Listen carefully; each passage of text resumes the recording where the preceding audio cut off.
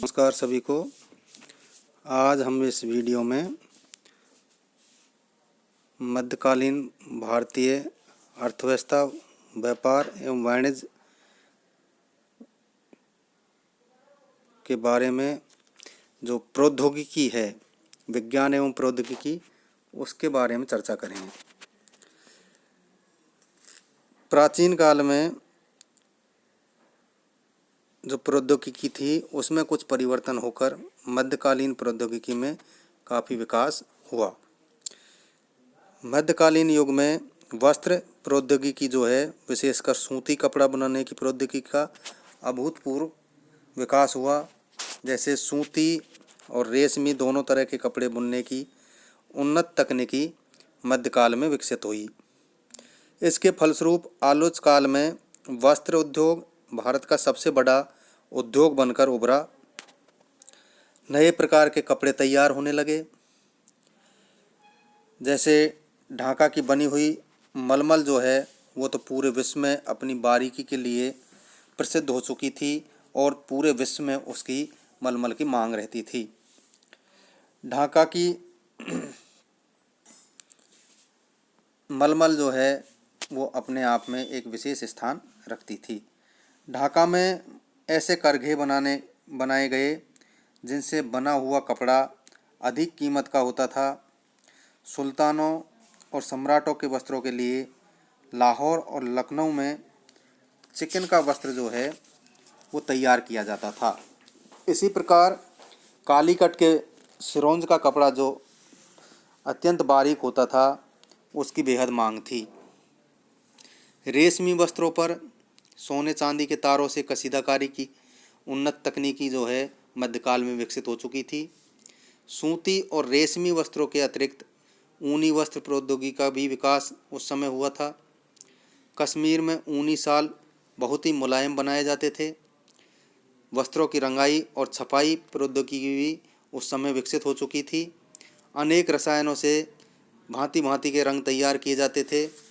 सूती वस्त्र रंगने में विशेष रूप से बांधनों की रंगाई की प्रौद्योगिकी अत्यंत प्रसिद्ध थी। इसी प्रकार इस युग में धातु प्रौद्योगिकी के क्षेत्र में भी बहुत सारी उन्नति हुई। जैसे कांसे, पीतल, लोहे, सोना और चांदी के बर्तन, आभूषण, मूर्तियाँ और अस्त्र शस्त्र जो है बनाने की प्रौद्योगिकी काफ़ी विकसित हो चुकी थी। मुगल सम्राट आभूषणों के बड़े शौकीन थे, अतः आभूषण बनाने वाले शिल्पकार नई नई डिजाइन के आभूषण तैयार करते थे, जिसमें शिल्पकारों की तकनीकी कुशलता स्पष्ट दिखाई देती थी। पीतल और कांसे के बर्तन बनाने की प्रौद्योगिकी अत्यंत विकसित हुई थी। धातु को गर्म करके उसे पीट कर चादरें बनाई जाती थी और फिर उन चादरों से तख्तियाँ, थालियाँ, कटोरियाँ आदि बनाई जाती थी। इस काल में पीतल की सुंदर कलात्मक सुराहियाँ बनाने की तकनीकी भी विकसित हुई थी। धातु के बर्तनों पर सुंदर नक्काशी का काम होता था। लोहे को शुद्ध करने की प्रौद्योगिकी से भारतवासी परिचित थे तथा शुद्ध लोहे व सर्वोत्तम इस्पात से तलवारें व बर्छी बनाने जाने का कार्य किया जाता था।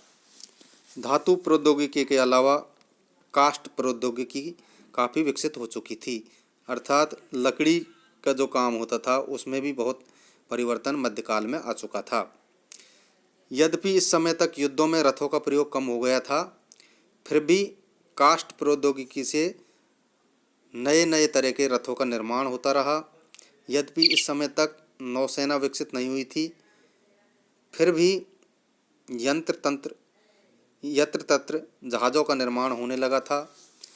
व्यापार वाणिज्य के विकास के साथ ही नावें बनाने की उच्च तकनीकी विकसित हुई। माल ढोने के लिए मालवाहक जहाज़ों का निर्माण किया जाने लगा।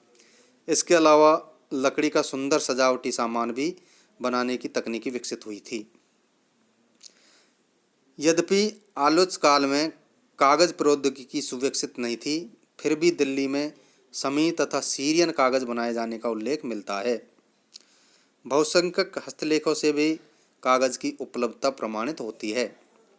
लाहौर तथा आगरा के शाही कारखानों में कागज़ तैयार किया जाता था।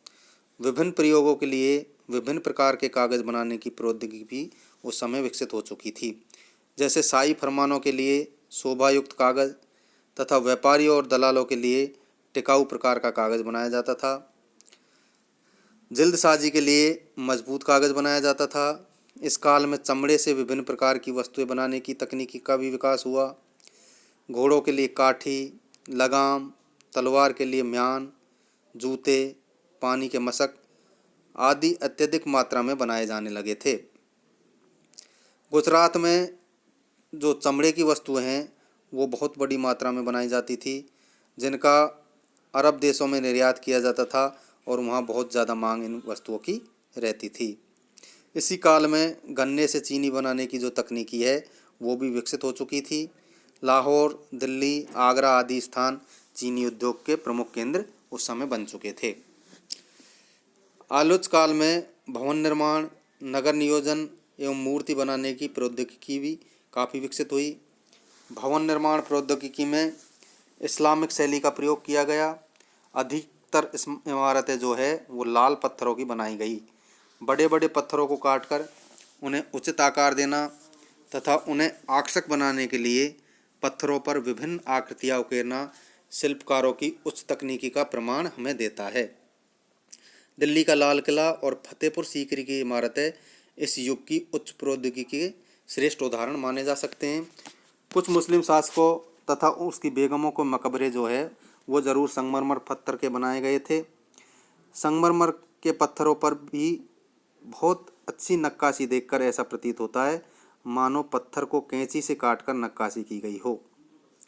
मुमताज़ महल का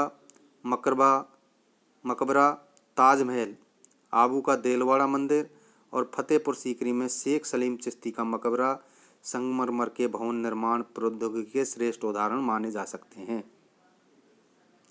यद्यपि मुस्लिम शासक मूर्ति बनाना इस्लाम धर्म के विरुद्ध समझते थे, फिर भी विभिन्न प्रांतों में देव प्रतिमाओं का निर्माण होता रहा।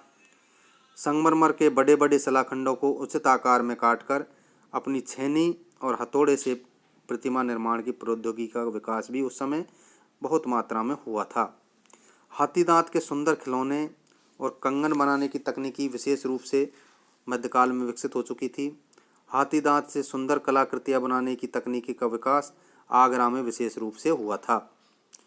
चूँकि इस युग में अफीम का चलन बहुत बढ़ने लग गया था, इसलिए अफीम के पौधों के फूलों से रस निकालकर अफीम तैयार करने की तकनीकी भी मध्यकाल में विकसित हो चुकी थी।